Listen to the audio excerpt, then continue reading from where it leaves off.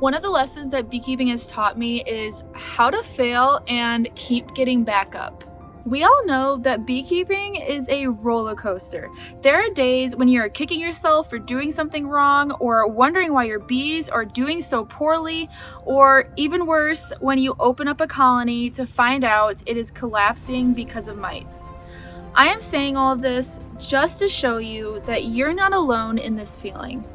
It is a part of just being human, for that matter. So as we go into winter and some of us start losing some of our colonies, remember this and keep moving forward. Okay, now let's start our fall feeding.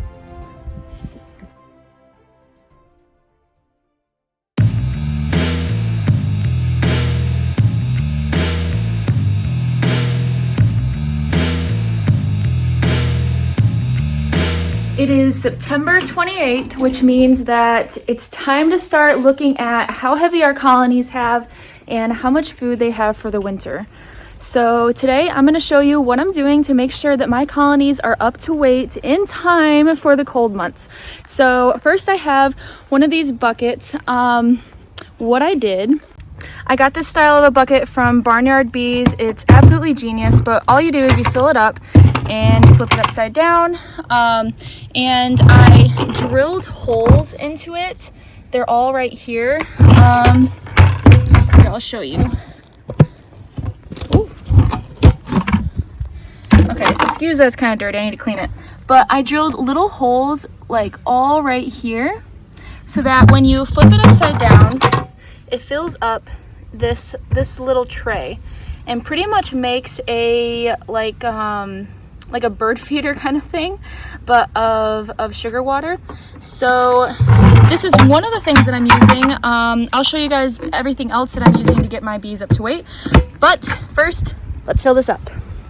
Okay, so first off, you always want to make sure that your bucket is clean, because if not, if there's any sort of like bacteria in here, it'll start to ferment pretty quickly. And you don't want that because that's a waste of sugar, and sugar is not cheap, so it all adds up. So every single time you refill any of your feeders, make sure you clean them out well with bleach and some sort of like disinfectant soap, just so you get rid of all that. So in the winter, it's best to feed a really thick syrup, or in the fall, I mean, because that way the bees are going to be stimulated to store it a lot quicker instead of just using it to eat on and consume. So you're going to need a lot of sugar for that.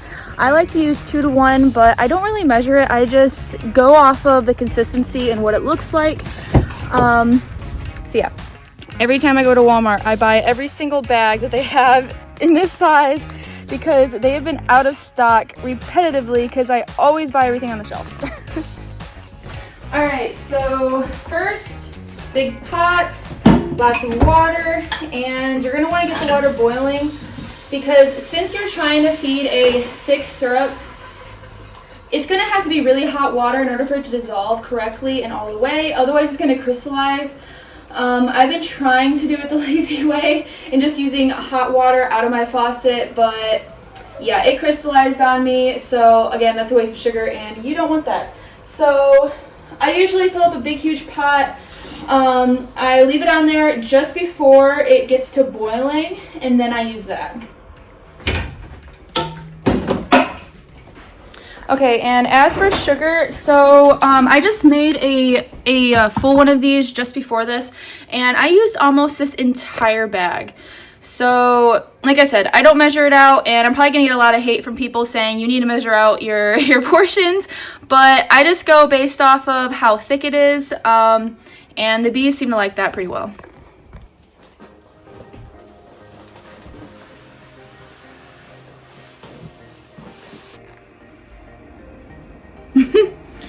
All right, so when I start to see little bubbles like this, that's usually when I take it off, because like I said, you don't want it to be boiling, because it will change the makeup of the sugar. So you don't want that to happen. You just want it to dissolve into the solution, I guess you could call it. So as soon as you see this bubbles, it is time.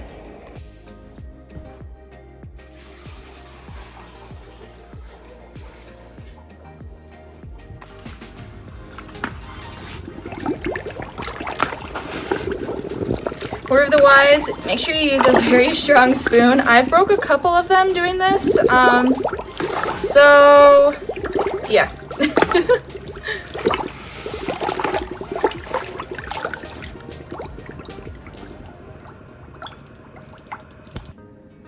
And that is the consistency that we want. So, oh my goodness.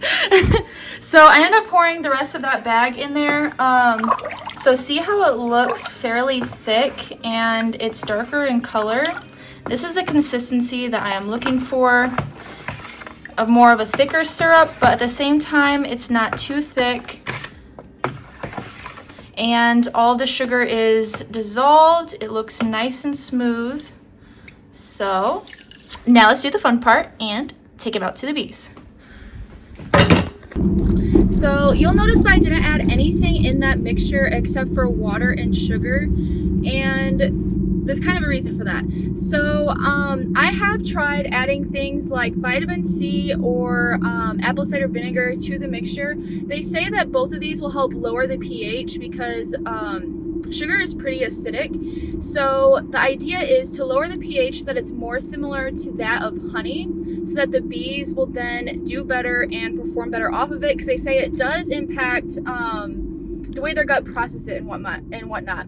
But I honestly don't think there's enough information in this topic, because you guys got to remember that yes, bees do consume honey, but that is not their primary source. That's not what they want to actually consume. They want to consume nectar and live off of that. The only reason they have honey is so that they can get through the winter and survive.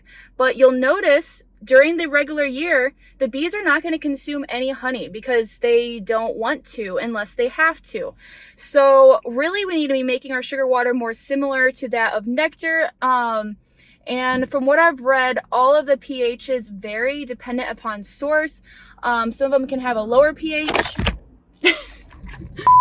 Some of them can have a lower pH and some of them can have a higher pH. So it doesn't really make a difference what the pH is of your sugar water. This year was really the first year I've been feeding regularly. In the past, I've only fed in the winter just to like bulk them up a little bit. But I also had less hives, so there were more resources to go around. So yeah, I'm going to be moving a lot of my colonies so that they're able to get adequate food for next year for sure. But yeah, so that's just my take on adding things. I just think it's a lot of extra money to be adding this and that, and I don't really think the bees need it. So, but I might be wrong. So if I am, and you have any knowledge and you want to drop it, feel free to drop it in the comments. I love learning anything. So yeah.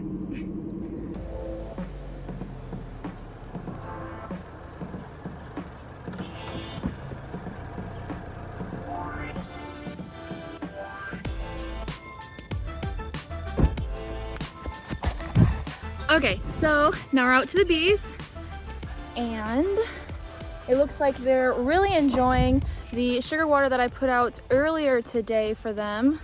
I'll show you. Now those are some very happy bees. They are going crazy on this bucket. That is good. They're actually probably going to finish that bucket within the next hour, just judging how many bees are on them. Oh yeah, it's already almost empty, and it was completely full when I put it out this morning. So yeah, it just shows how hungry they can be.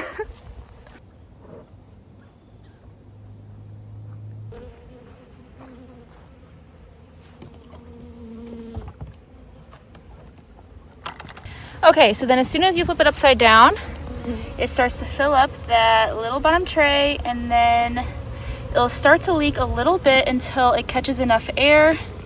And I usually have to move it around so that it is perfectly level. Otherwise, yeah, it'll drip a little bit. Yeah, it's still dripping over here.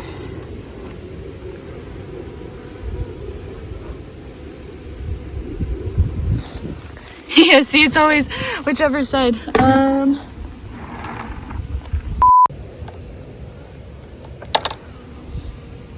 There we go. Got a little bit of dripping, but that's fine.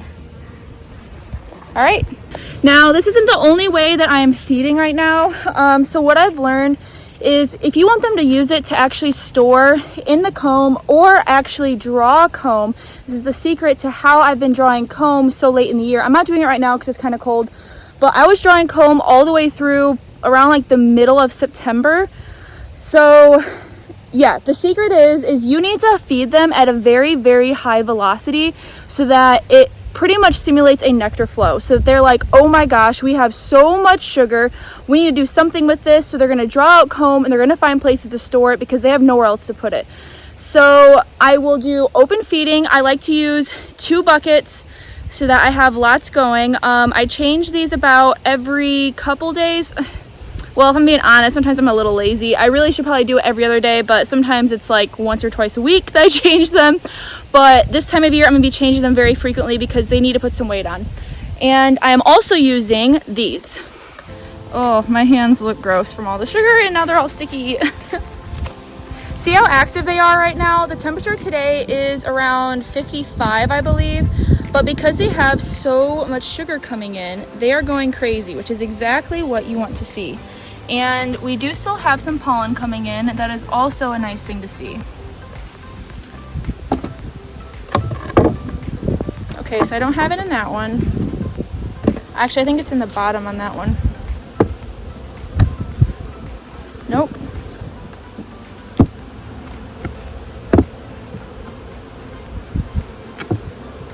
No. Jeez, where'd I put them? I know one of these was really cranky and I don't want to open it up because I'm not wearing a suit. There we go. Okay, so I'm using in-hive feeders. These are the kind, it looks like I'm probably gonna have to fill them up soon. Oh, I can see some in there. So these are the kind that have like a little ladder that goes down so that they can actually crawl up and down. So that way they don't drown. Some of the other ways, they don't have a ladder, so they'll drown. But there's like little holes in the plastic right here and on this side. And it holds a little bit under a gallon of sugar water. So yeah, this is what I'm using to help them to draw out a little bit more comb because I do have some more frames that need to be drawn out. I don't know if you can see, probably not, but it is possible to draw comb all times of year except, of course, midwinter. Temperature is really big on whether they're going to draw the comb out or not, but I'm going to try this out and I'm going to see if even in 50-degree weather they can draw out comb. But yeah, but if not, then I will just overwinter all any of these nukes that can't fill up that top box. I'll just overwinter it in just one single box. There are many people that do that and have success, especially since I'm going to put all of these colonies together in one giant pile. And I'm going to make sure that they are touching on the walls as close as possible so that they can share heat and that heat can transfer from hive to hive. So yeah. Now, one other thing that I am doing now that I'm feeding is I am condensing all of my hives down to the only boxes they're going to have for the winter. And I'm doing this because bees are smart. So if you only give them 2 deeps and you put on your feed then, they're going to say, okay, this is how much space we're going to have for the winter. They're going to check how much food they currently have. And they're going to say, okay, we need to bring in as much food as possible. And they are going to make their brood nest based off of that. They, like I said, they're pretty smart. They can gauge how much food they have, and that will tell them how big of a brood nest they need to make so that they know how big of a winter cluster that they're going to need to have in order to survive without using all of the food that they have in the colony. So I've already done that for all of these. I've already condensed them down into the boxes they're going to have for winter. Yes, I do have one single right there that I'm going to try. I've never overwintered a single before, so we'll see how it goes, but that colony is pretty weak. They have a sucky queen, to be honest. She really needs to be requeened, but that's going to have to wait until springtime. So yeah, I did have some supers on a couple of the colonies, mainly just because I was letting the stronger colonies build up those supers so that I could stick them on some of the weaker colonies. But yeah, so far they're looking pretty good. I will be honest, they do need to put on some weight. They really need a lot of food, so I'm going to be feeding like crazy the next couple weeks, which is going to be really expensive because sugar's not cheap, but gotta do what you gotta do. So if you're a new beekeeper, you're probably wondering, okay, how much food do the bees actually need? They need somewhere between 80 to 90 pounds worth of honey stores in order to make it through the winter. Now, some of my weaker colonies, I'm also going to put on a, is it called like a sugar brick? It's pretty much where you put on a shim on top of the colony, which is just a 1.5 inch piece of wood with an upper entrance on it. And then you mix sugar and a tiny bit of water, and then you squish it all down in that shim on top of the frames, on top of newspaper. So that way, when they do run out of food, and as the cluster goes up through the colony, as they eat through the food and move up, then when they come to the top, if they run out of food, instead of starving, they have that sugar instead. Now, I have heard of a lot of people using the mountain camp method, I think is how you call it, where you just put a piece of newspaper down and then you pour a bunch of sugar, like dry sugar, on top of it. Some people have success with this. I'm not going to try it, mainly just because I know bees do not like dry sugar. So the thing that you're relying on when you do this is that you need to have enough moisture in that colony that rises in order to moisten that sugar for them to be able to consume. Otherwise, they might just take it out through the bottom entrance, and then you're wasting money, you're wasting sugar, and yeah, nobody likes that. So, but if anybody has had success with the mountain camp, mountaintop, I don't know how to say it, the mountain thing method, please drop in the comments. I'd love to hear from you. Like I always say, I like learning things, so please share with me any new tricks that you found, or any old tricks that you found over the years. Okay, so I covered a lot of things in this video, but the main thing that you need to know is, 1, the bees need 80 to 90 pounds of honey stored for the winter. And 2, right now is the perfect time to start feeding all of your colonies. I've been feeding them all through September, but now I'm really doubling down and feeding them as much as they can possibly take so that they have enough food. And the reason it's the perfect time is because right now the brood nest is also shrinking, so they're also going to have more space in order to store that honey. So another thought that I've also thought of, I've heard Michael Palmer saying that he doesn't think it's a good idea to feed the bees until they will not take anymore.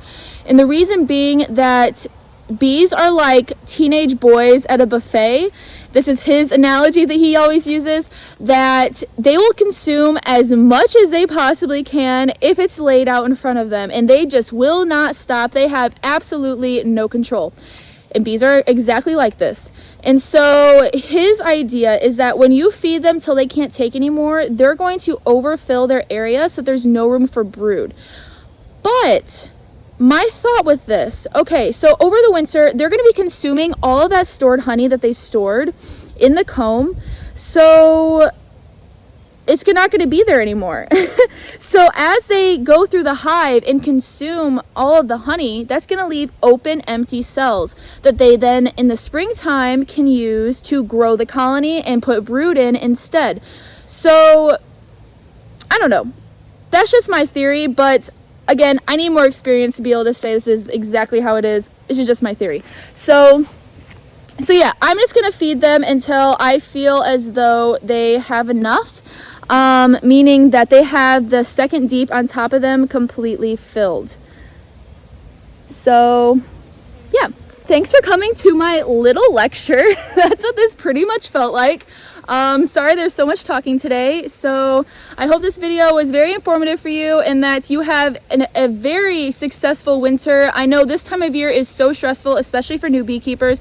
Even for me as a third-year beekeeper, I'm a little anxious the fact that winter is coming because I pushed my bees really hard this year. Honestly, I probably pushed them too hard. So I'm just crossing my fingers that all of my hard work and money that I've invested will pay off. So yeah. You guys aren't the only one who's anxious about winter time. I'm pretty anxious about it too, so you're not alone. But with that, as always, thank you for watching. It means so much to me that you're here, and I love all of you guys. So I'll see you guys in the next one.